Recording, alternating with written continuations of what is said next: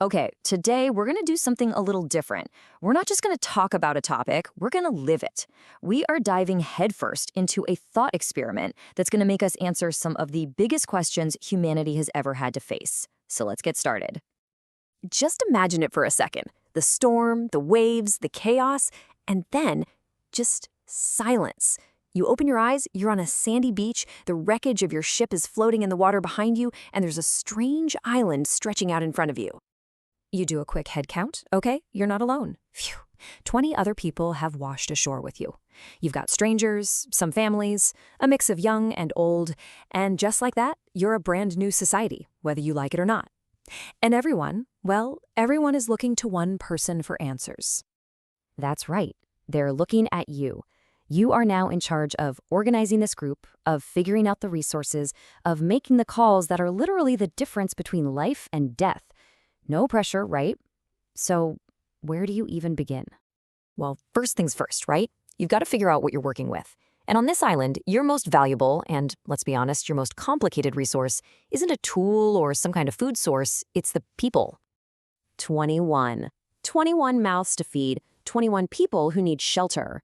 It's a small enough group that you can probably learn everyone's name, but it's definitely large enough for some serious problems to come up. Every single person here counts. Okay, and this is where you hit your first real challenge. Look at these numbers. You've got 5 kids and 5 elderly survivors. Together, they make up almost half of your population. Now, they are absolutely essential members of your new community, but they probably can't do the really tough physical labor. That leaves just 10 working-age adults, plus you, to do all the heavy lifting. So this is your first huge hurdle. This is not a group of 21 action heroes in their prime. It's a real cross-section of humanity. So how are you going to build and hunt and gather enough for everybody when only about half the group can actually take on those really demanding roles? Who does what? All right, so we know who we have. Now let's figure out what we have. A community is one part of the equation. The environment you're in is the other. So what does this island have to offer us? On the surface, this looks pretty good. We have land, we have plenty of trees for fire and for shelter. We've got reliable food sources, both animals and veggies. And this is crucial. For now, everyone is healthy. It kind of seems like you've been given a real fighting chance. So, okay, let's just take a breath. This isn't some barren rock in the middle of the ocean. The basic building blocks for survival, they're here. You can make it. But a pile of logs isn't a house, and a patch of wild plants isn't a farm. And this is where being a leader gets really tough. What do you do first? Do you send your 10 workers to build shelters before it gets dark? Or do you send them to hunt and gather food because people are already getting hungry? Or maybe you should focus on finding a clean water source first. Every single choice has a consequence. And as you start making these decisions, you're going to realize something really fast. You're not just making a survival checklist. You are laying the foundation for an entire society. And that means you have to tackle some very deep, very difficult questions.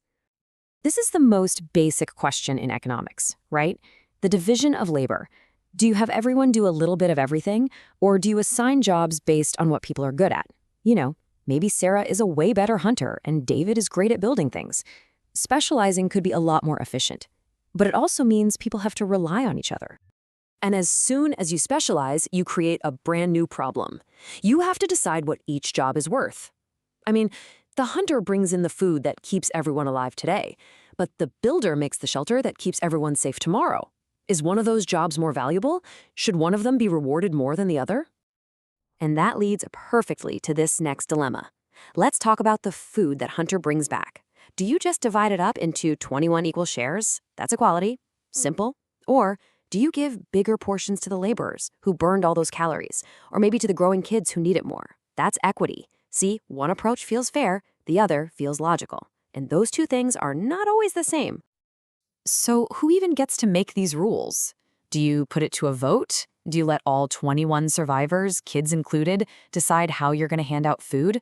Or in a crisis like this, is it just faster and more effective for you, the leader, to make the call? This is that fundamental tension between democracy and authority. So as you're wrestling with all these questions about jobs and value and fairness and power, you might start to notice something. You're not just solving a little island puzzle. You are basically speedrunning the entire development of human civilization. Just look at this. The problems you have to solve on this island are the exact same questions that created our most important fields of study. Deciding who does what? That's economics. Figuring out how people can live together and share things? That's sociology. Creating rules and laws? That's political science. And deciding who gets to decide? That's the study of governance. It really all comes back to this simple instruction. It's not just a survival to-do list. It is the fundamental challenge for any group of people, whether you're on an island of 21 or a planet of 8 billion. It's the source of our greatest innovations and our worst conflicts. So, the power is in your hands. You've got the people, you've got the resources, and you've got the choices to make. Are you going to build a society on pure equality, or one that rewards what people contribute? Will it be a democracy, or will you take charge for the sake of getting things done? There isn't a single right answer. Your island society is waiting. What will you build?